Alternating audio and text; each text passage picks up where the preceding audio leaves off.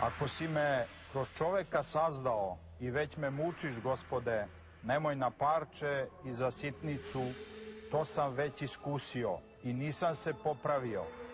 Biraj moje najveće grehe, najdublje zablude, najtežu kaznu odmeri.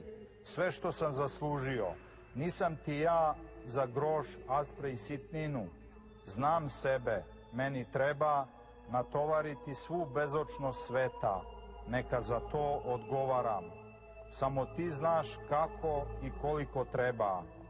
Jedini ti znaš šta sve nisam zaslužio i samo ti možeš biti merač na svome kantaru.